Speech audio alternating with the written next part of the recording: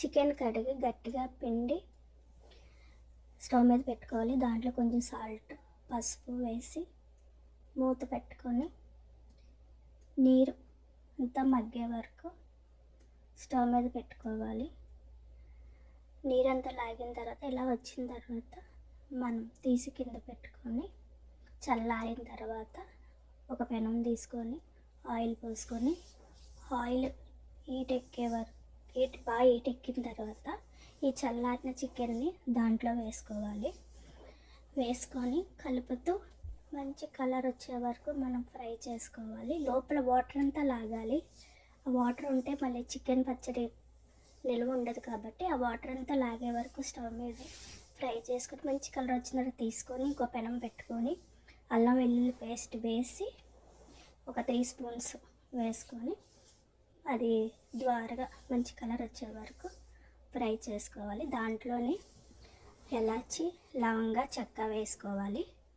వేసుకున్న తర్వాత తీసి పక్కకు పెట్టుకోవాలి. ఈ కలర్ వచ్చే వరకు ఉంచి వేపిన చికెను, ఉడకబెట్టిన చింతపండు, మెంతుల పౌడరు, జీలకర్ర, ధనియాలు, వెనిగరు తీసుకోవాలి. కారము, గ్లాసుడు కారము, సాల్ట్ కొంచెం తక్కువ, గ్లాస్ కన్నా కొంచెం తక్కువ సాల్ట్ తీసుకోవాలి. ఒక గిన్నెలో వేయించిన చికెను, చల్లారిన చికెను, సాల్ట్ వేసుకోవాలి. నెక్స్ట్ కారం, నేను ఆవకాయ కారం వేసాను, అదైతే కారం ఉండదు, టేస్ట్ బాగుంటుంది.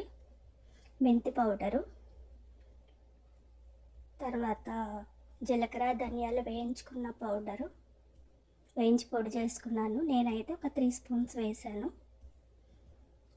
నెక్స్ట్ మనం బాగా కలుపుకొని అంటే సాల్ట్ ఆ ముక్కలకు పట్టాలి, కారం అది.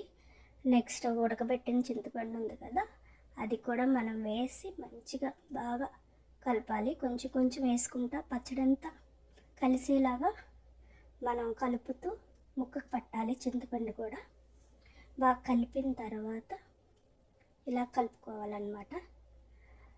కలిపిన తర్వాత కొంచెం వెనిగర్ చేయి తడుపుకుంటూ మనం వెనిగర్ కూడా కలుపుకోవాలి. ఇలా కలిపిన తర్వాత బాగా మంచిగా కలపాలి.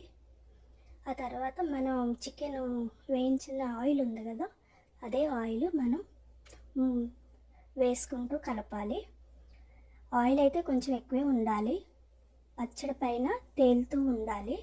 ఈ విధంగా అంటే మనం కలిపినా సరే పైన అలా ఉంటే ఊరగాయ, ఈ పచ్చడి అయితే 1 year ఉంటుంది, నిల్వ ఉంటుంది.